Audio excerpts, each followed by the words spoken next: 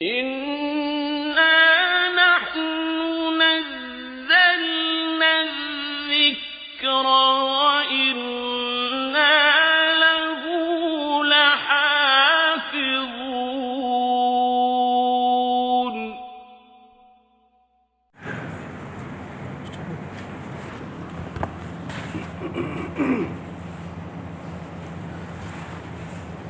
بسم اللہ الرحمن الرحیم.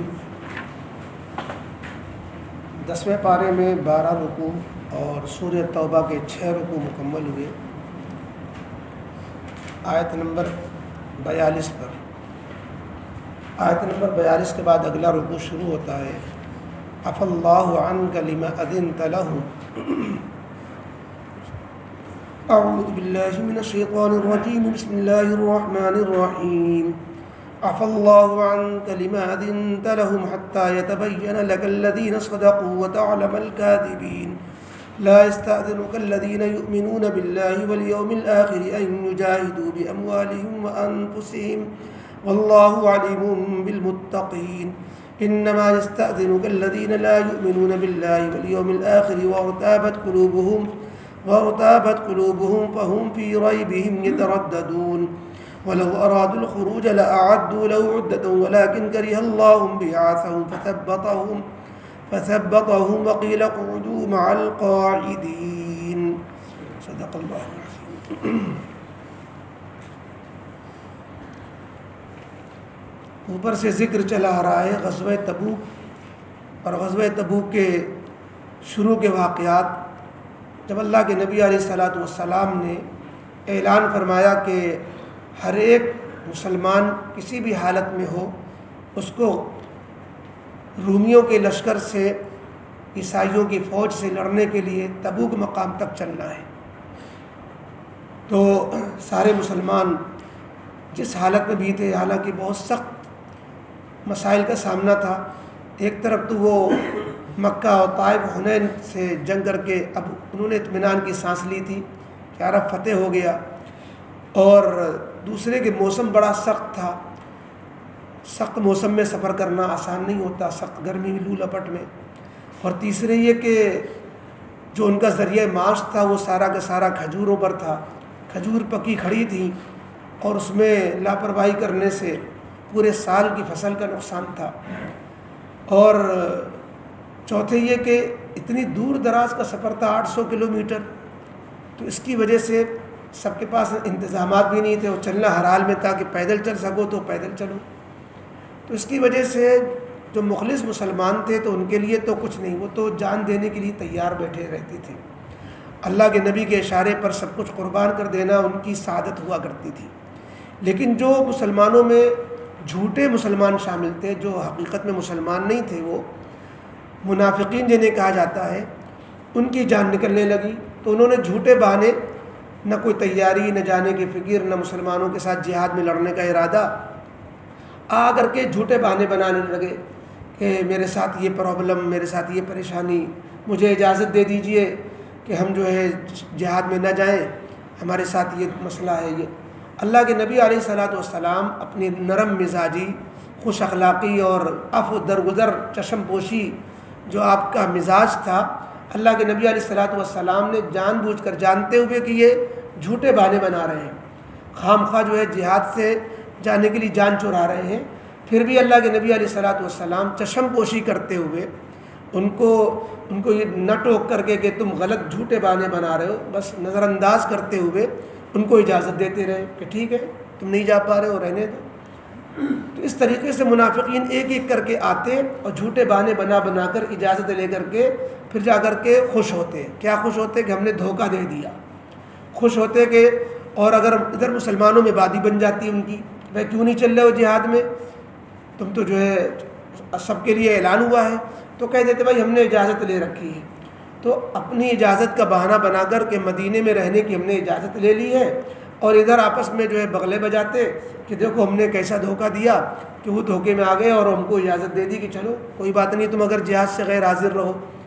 تو اس پر اللہ رب العزت کی طرف سے نبی کریم علیہ الصلوۃ والسلام کو محبوبانہ عتاب ہوا، تنبیہ فرمائی گئی کہ اللہ کے نبی علیہ الصلوۃ والسلام اگر آپ ان کو اجازت نہ دیتے اور ان سے کہتے کہ نہیں تمہیں جہاد میں چلنا ہے، تب بھی نہ چلتے ان کو جہاد میں جانے ہی نہیں، ان کی جان نکل رہی جہاد میں جاتے ہوئے، یعنی یہ مسلمانوں کے ساتھ اس موقع پر نہیں دینا چاہتے ہیں۔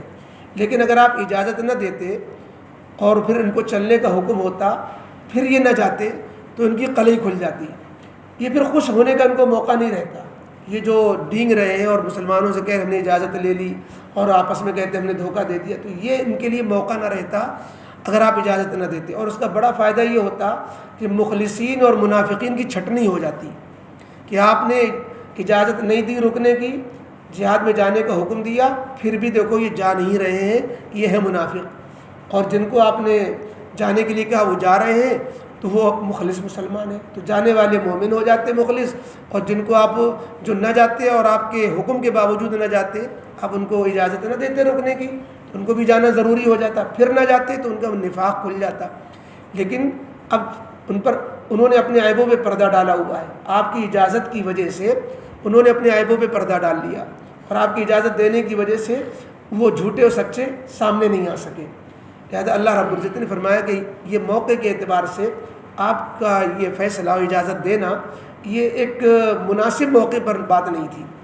اللہ نے حالانکہ آگے تسلی بھی فرمائی کہ اللہ رب العزت خود نہیں چاہتا تھا کہ یہ جہاد میں پہنچیں، کیونکہ ان کے جانے سے بجائے اس کے کہ فائدہ ہو نقصان ہی ہوتا، کیونکہ بزدل تھے اور ثواب کے لیے لڑتے نہیں، اندر سے ایمان نہیں، تو ان کی شرکت سے فائدہ پہنچنے والا نہیں تھا، نقصان تھا۔ اللہ بھی نہیں چاہتا تھا کہ ان کو پہنچایا جائے، لیکن اس موقع پر آپ کی اجازت نہ دینے سے فائدہ ہو جاتا اور ان کے نفاق کھل جاتا۔ آپ نے اجازت دے دی، اس سے وہ اپنا فائدہ اٹھا رہے ہیں۔ اللہ تعالیٰ نے یہ جو تنبیہ فرمائی اپنے نبی علیہ السلام کو، تنبیہ فرمانے سے پہلے اللہ نے پہلے ہی کہہ دیا اے اللہ کے نبی علیہ السلام آپ دل پہ نہ لیجئے گا، بات آپ سے بتائی جا رہی ہے، اللہ آپ کو معاف کر چکا ہے، بات یہ کہ آپ کو اجازت دینی نہیں چاہیے تھی۔ یہ بات پہلے اللہ نے فرما دی عفا اللہ عنک، تنبیہ کرنے سے پہلے جو جملہ استعمال کیا اللہ تعالیٰ نے تنبیہ کرنے سے پہلے عفا اللہ عنک، کہ اللہ آپ کو تو معاف کر چکا ہے، آپ کی ایسی کوئی غلطی نہیں ہے کہ اس کو جو ہے آپ دل پہ لیں۔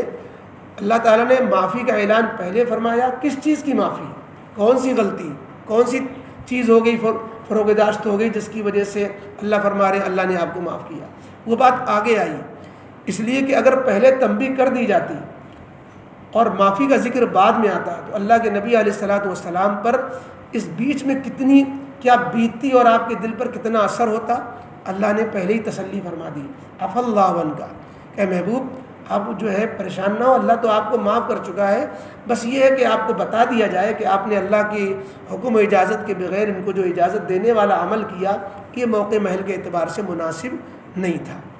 آگے پھر اللہ تعالیٰ نے فرمایا کہ اجازت طلب کرنا، ان کا خود اجازت طلب کرنا ہی ان کی کمزوری ہے، ورنہ جو مومن ہوتے ہیں ان کی شان نہیں ہوتی کہ وہ جو ہے اجازت طلب کریں، بلکہ وہ تو آپ کے پاس آتے ہیں، ان کی شان کہ اللہ کے نبی علیہ السلام کہ ہم چلنا چاہتے ہیں، کوئی اگر سواری کا انتظام فلانے سے کہہ دیجئے، سفارش کر دیجئے، ہم بھی چلنا چاہتے ہیں، ہماری عمر کم ہے لیکن ہم بھی جانا چاہتے ہیں، وہ تو آ کر کے جہاد میں شرکت کے لیے تمنائیں کرتے ہیں، اور اگر ان کو کوئی عذر ہوتا ہے تو آ کر کے روتے ہیں آپ کے سامنے کہ اللہ کے نبی علیہ الصلاۃ والسلام میرے لیے یہ اس کا حل نکلوا دیجیے، ہم جانا چاہتے ہیں۔ یہ مسلمان کی شان ہوتی ہے نہیں، اور جو لوگ بہانے بنا رہے ہیں وہ حقیقت میں ایمان والے نہیں ہیں، آخرت والے نہیں ہیں، ورنہ یہ جھوٹے عذر نہ بناتے۔ اللہ تعالیٰ نے فرمایا کہ اگر یہ اپنے عذر میں سچے تھے تو اس کی کچھ پہلے تیاری تو شروع کرتے، کچھ اس کا ارادہ تو بناتے، پھر اس میں کوئی پرابلم آتی تو آ کر کے آپ کے سامنے اس کا حل ڈھونڈتے۔ انہوں نے نہ ارادہ کیا، نہ انہوں نے کوئی تیاری کی، اور پھر آ کر کے کہہ رہے ہیں ہمیں عذر ہے، تو اس کا مطلب عذر نہیں ہے۔ اس سے معلوم ہوا کہ عذر معتبر کون سا ہوتا ہے اور غیر معتبر عذر کون سا ہوتا ہے، اس کا معیار کیا ہے۔ معتبر عذر وہ ہوتا ہے کہ انسان معذور ہو گیا کہ انسان نے اپنی سی کوشش کی، اپنے اختیار میں جو چیز تھی اس کو جو ہے تلاش کیا، اس کو جو ہے اختیار کرنے کی کوشش کی، لیکن اس کے باوجود وہ اس میں کامیاب نہیں ہو سکا، تو اب یہ معذور ہو جاتا ہے۔ لیکن انسان نے اپنے ارادے کو پورا کرنے کے لیے جو کر سکتا تھا وہ بھی نہیں کیا، جو تیاری اس کے بس میں تھی اس کے قریب بھی نہیں گیا، اور پھر کہہ رہا ہے کہ مجھے عذر ہے، تو عذر نہیں مانا جائے گا۔ مثال کے طور پر ایک شخص کہتا ہم سوتے رہ گئے، فجر کی نماز اس لیے نہیں پڑھ سکے، لہذا ہمیں عذر ہو گیا کہ ہم سوتے رہ گئے، نماز نہیں پڑھ سکے، لہذا ہمیں گناہ نہیں ہوگا، کیونکہ حدیث میں آتا ہے کہ جو سوتا رہ گیا، نماز فوت ہو گئی تو بعد میں پڑھ لے۔ لیکن یہ عذر غیر معتبر ہے، کیوں؟ اس لیے کہ اس نے اٹھنے کی تیاری ہی نہیں کی، اس نے اٹھنے کی نیت ہی نہیں کی، الارم ہی نہیں لگایا، کسی سے کہا ہی نہیں کہ مجھے اٹھا دینا، تو اب یہ عذر معتبر نہیں مانا جائے گا، کیونکہ اپنی سی تیاری تو کرتا ہے انسان، ارادہ کرتا، تیاری کرتا، الارم لگاتا، ساتھی سے کہتا، کچھ نہیں کیا اور دیر میں سو رہا ہے، پھر سوتا رہ جا رہا ہے، اس کا مطلب یہ عذر اب اللہ کے یہاں قابل قبول نہیں ہوگا۔ تو ایسے ہی ان کا معاملہ تھا، اللہ نے فرمایا کہ یہ اگر نکلنے کا ارادہ کرتے پھر عذر پیش آ جاتا تو اللہ کے یہاں معذور ہوتے، لیکن انہوں نے نکلنے کا ارادہ ہی نہیں کیا۔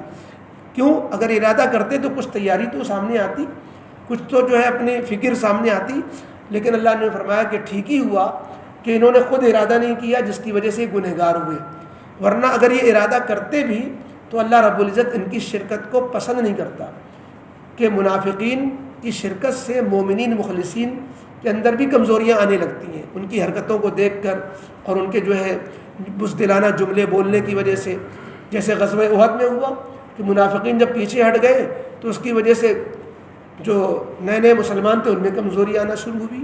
تو بہرحال ان آیتوں میں اللہ رب العزت نے غزوہ تبوک کے شروع میں جو منافقین نے جھوٹے بہانے بنا بنا کر کے اللہ کے نبی علیہ السلام سے جہاد میں شریک نہ ہونے کے لیے اجازت طلب کی اور اللہ کے نبی نے اجازت دے دی، اس پر اللہ تعالیٰ کی طرف سے یہ آیتیں نازل ہوئی۔ فرمایا عفا اللہ عنک، اللہ آپ کو معاف فرما چکا ہے۔ یہ ایک جملہ ایک محاورے کے طور پر بھی بولا جاتا ہے، جیسے کسی کو دعا دے کر کہتے ہیں اللہ آپ کو جنت بخشے، اللہ آپ پر رحم فرمائے، معاملہ یوں ہے۔ تو یہ عفا اللہ عنک ایک محاورہ بھی ہوا کرتا ہے عرب کا، کہ کسی پر جب کسی کو کوئی صلاح دی جاتی ہے، کوئی اس کی جو ہے تنبیہ کی جاتی ہے، تو یہ جملہ اس طرح بول دیا کرتے ہیں، لیکن حقیقت میں بات یہ نہیں ہے۔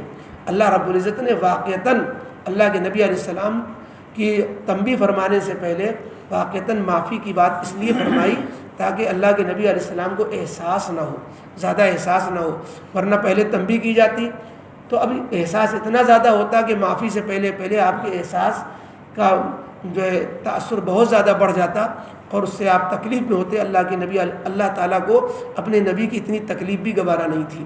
فرمایا عفا اللہ عنک، اللہ رب العزت نے آپ کو معاف کیا، لما اذنت لہم، آپ نے انہیں اجازت کیوں دے دی؟ آپ کو انہیں اجازت نہیں دینی چاہیے تھی، کیوں؟ حتی یتبین لک الذین صدقوا، کیونکہ اگر آپ اجازت نہ دیتے تو ایک بات کلیئر ہو جاتی کہ ان میں کون سچے ہیں کون جھوٹے ہیں، کیونکہ یہ اجازت نہ دیتے آپ تو ان کو جانا پڑتا، جاتے پھر بھی نہیں تو ان کا جھوٹ کھل جاتا۔ حتی یتبین لک الذین صدقوا، تاکہ واضح ہو جاتا آپ کے سامنے، آپ کے روبرو یہ بات کھل جاتی الذین صدقوا کہ کون سچے مومن ہیں، وتعلم الکاذبین اور آپ جان لیتے ہیں جھوٹوں کو بھی۔ لا یستأذنک الذین یؤمنون باللہ والیوم الآخر، آپ سے وہ لوگ اجازت نہیں طلب کریں گے جو ایمان رکھتے ہیں اللہ پر، آخرت کے دن پر، اس بات سے وہ اجازت نہیں طلب کریں گے کہ ان یجاہدوا باموالہم وانفسہم، کہ انہیں اجازت دے دے کہ وہ جہاد میں شرکت نہ کریں، ان یجاہدوا کہ وہ جہاد میں جائیں، اپنے مالوں کے ذریعے اپنے جانوں کے ذریعے جہاد کریں، اس سے وہ آپ کے سامنے عذر معذرت کر کے اجازت نہیں چاہیں گے کہ اس سے ان کو چھوڑ دیا جائے۔ واللہ علیم بالمتقین، اور اللہ تعالیٰ تو متقین کو خوب جاننے والا ہے۔ انما یستأذنک الذین لا یؤمنون باللہ والیوم الآخر، بے شک آپ سے آ کر کے اجازت طلب کر رہے ہیں وہ لوگ الذین لا یؤمنون باللہ، جو اللہ پر ایمان ہی صحیح نہیں ان کا، والیوم الآخر اور آخرت کے دن پر ایمان نہیں، وارتابت قلوبہم، ایمان نام ہے اطمینان کا، یقین کا، اور ان کا حال یہ کہ وارتابت قلوبہم، ان کے دل شک میں پڑے ہوئے ہیں، سوچتے ہیں کہ سچے مسلمانوں میں شامل ہو جائیں کہ یہودیوں کافروں میں شامل رہیں، کوئی فیصلے نہیں کر پاتے، ان کے دل شک میں پڑے ہوئے ہیں۔ فہم فی ریبہم یترددون، سو یہ لوگ اپنے شک میں تردد کا شکار ہیں، کبھی ادھر کبھی ادھر۔ اسی طریقے سے جو اللہ کی طرف سے جو خوشخبریاں ہیں، وعدے ہیں اسلام کے غلبے کے، تو کبھی سوچتے ہیں کہ غلبہ ہوگا ادھر آ جائیں، کبھی سوچتے ہیں کہ اس وقت بڑی فوج سے مقابلہ ہے، مسلمانوں کا نقصان ہوگا، لہذا مسلمانوں میں شامل نہ ہوا جائے، تو یہ فیصلہ نہیں کر پاتے۔ ولو اراد الخروج، اگر ان کا نکلنے کا ارادہ ہوتا، واقعی اگر یہ نکلنے میں مخلص تھے لَأَعَدُّوا لَوْ عُدَّةً تو البتہ اس کے لیے کچھ نہ کچھ تیاری ضرور کرتے. انہوں نے تو کچھ تیاری ہی نہیں کی. وَلَٰكِنْ كَرِهَ اللَّهُ بِعَاثَهُمْ لیکن اللہ رب العزت نے بھی ان کے اٹھ کھڑے ہونے کو پسند ہی نہیں کیا, کیونکہ اللہ رب العزت کیا یہ جب تک مخلص مومن نہیں ہوں گے اللہ ان کو پسند نہیں کرتا.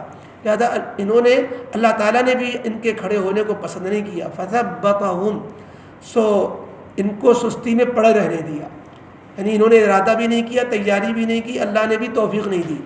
وَقِيلَ اقْعُدُوا مَعَ الْقَاعِدِينَ اور گویا تکوینی طور پر ان کے دلوں میں ڈال دیا گیا, کہہ دیا گیا کہ اب تم بیٹھے ہی رہو اپاہجوں کے ساتھ, عورتوں بچوں کے طریقے سے تم اپنی جگہ بیٹھے رہو, اللہ رب العزت کو تمہاری ادنا سی بھی ضرورت نہیں ہے.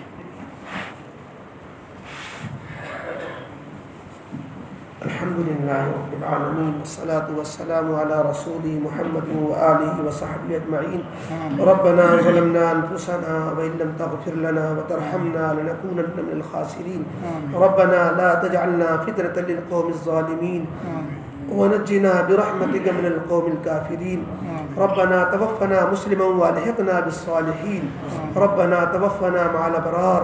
ربنا وآتنا ما وعدتنا على رسلك ولا تخزنا يوم القيامة انك لا تخلف الميعاد.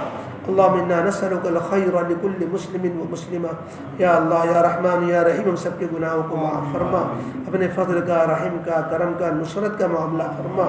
اے اللہ امت مسلمہ کے حال پر رحم فرما. اے اللہ اس ملک کے حالات پر رحم فرما.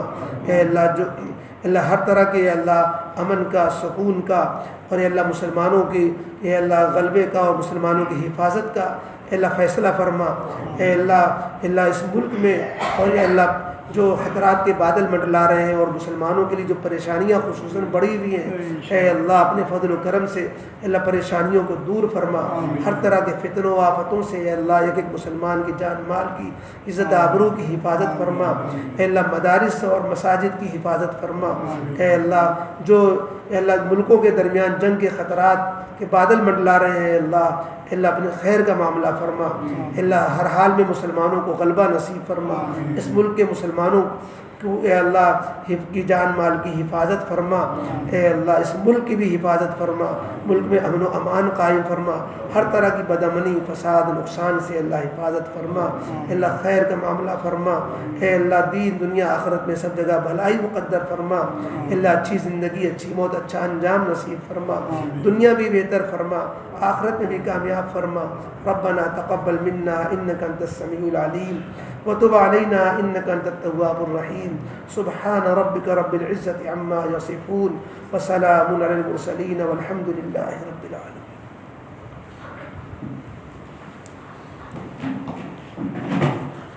اس کو زبیر کو لے